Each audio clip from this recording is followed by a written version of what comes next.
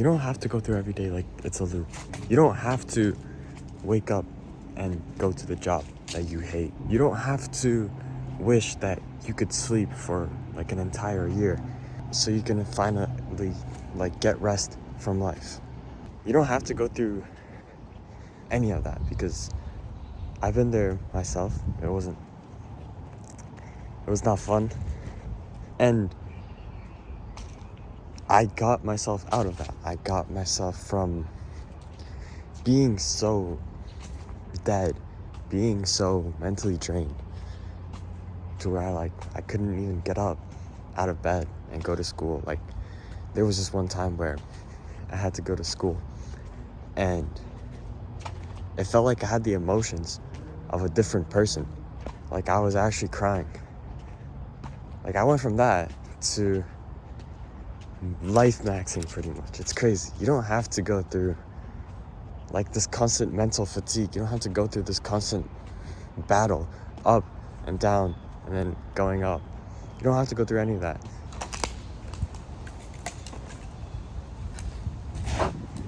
Because I've been there myself, and I made a protocol where you go from having that chained throat feeling, like where you literally can't breathe, where you're about to cry your eyes out. You go from that to being at like basically your peak. It's insane. It's worked for a bunch of people, and I'm gonna tell you how you can get to a point where life isn't so fucking painful. The first thing you got to understand is the reason why life is so draining to where like you want to die. It's because you genuinely don't like it. It's not some chemical shit that means you're insane. It's not like a chronic depression disease. It literally just means you don't like your life. And what happens is, because you don't like your life, because you're not attractive, because you're not rich, because you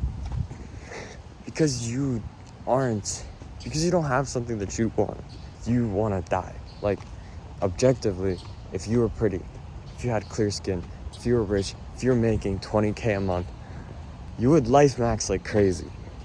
You would wake up with energy and want to go out and make the most out of life, right?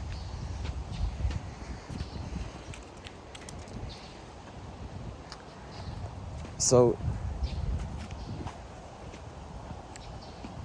because you're not at that point, because like you had some fucked up shit in your life, like parents or economic shit or trauma or whatever, you're not at that point, and you cope by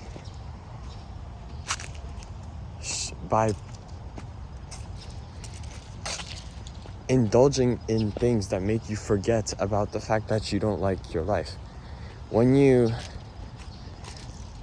get a shit grade, you go home and play video games. When you look in the mirror, you look away from the mirror and you silence the voices that tell you that you're ugly by eating comfort food. When you come home to your shitty apartment with half a bedroom and one bathroom that you share with the entire family, you go on video games, play Valorant, hit one-taps, and forget about the fact that you're honestly broke. So it's a vicious cycle, because now you hate your life, you want to kill yourself. You are forced to indulge in these things to not kill yourself, but then at like 1 a.m. you realize, shit, I'm a failure. My life is meaningless and I should kill myself. So the way to prevent that, the way to actually get energy to where you can life max, is instead of going about your day on automation, going about your day in this loop of insanity of waking up, going to work, coming home. I look so fucking good today. Coming home, going to sleep, waking up. Instead of going through that cycle, you have to break that cycle. You have to break that cycle of waking up, hating your life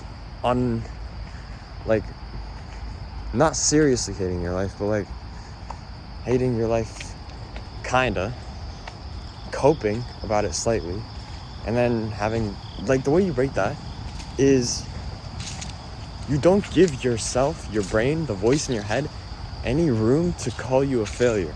You don't give the voice in your head any proof that you are deserving of a shitty life. And the way you do that is when you wake up and you want to die, you lie in bed, stare at the ceiling, like bed rot, but just don't do anything.